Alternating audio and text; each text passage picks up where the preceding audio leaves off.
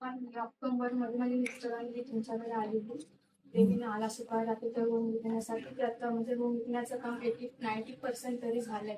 म्हणजे विकलं गेलं. आज ते म्हणजे सासऱ्याने अग्रीमेंटसाठी बोलवलेलं पेपर वगैरे करायला. तर ते झालं तर म्हणजे 8 एक दिवसांनी चेक यायला पाहिजे आम्हाला.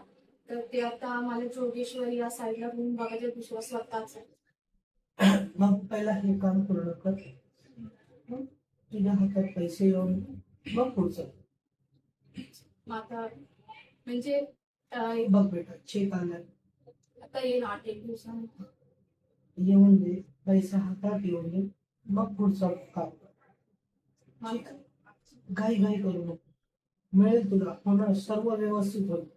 कारण आता माझ्या मुलाची 10वी आहे ना यावर्षी लास्ट इयर. आम्हाला ते 10वी नंतर 1-2 महिन्यांनी ह्या साईडला शिफ्ट व्हायचं म्हणून लवकर करायचं यासाठी. काय घाबरू नको रे, मी बसले इथे.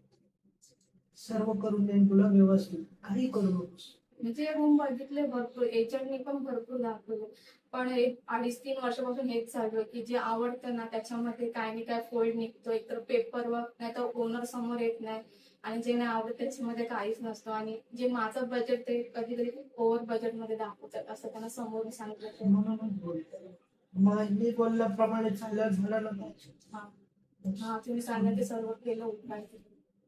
विषय म्हणजे सगळं व्यवस्थित आहे, घाई करू नकोस.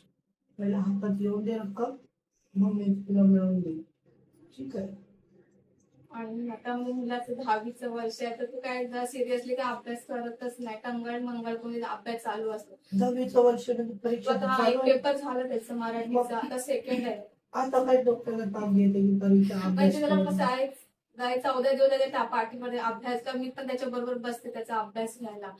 पण असं टाइमपास एकदम सिरियसली अभ्यास करत नाही. पण त्यांनी केला की तो बरोबर करतो, त्याच्या लक्षात पण राहतो. पण तो त्याला एकसारखी आठवण राहील 5-5 मिनिटांनी की अभ्यासाला बस, अभ्यासाला बस असं. तो त्याचं म्हणणं की मी नेमकेच अभ्यास करून नेमकेच पर्सेंटेज आणा, म्हणजे जास्त बघून सिरियस. त्यांनी काहीतरी विचार केलाच असेल की आपल्याला काय बनायचंय, काय करायचंय. आजकालची मुलं बघता शांत, हा, ऐकतच नाही तो जास्त. काय घाबरू नकोस, होईल व्यवस्थित. बस बाकी एवढंच आहे. मग मी नंतर हे घराचं काम झालं की तुमच्याकडून.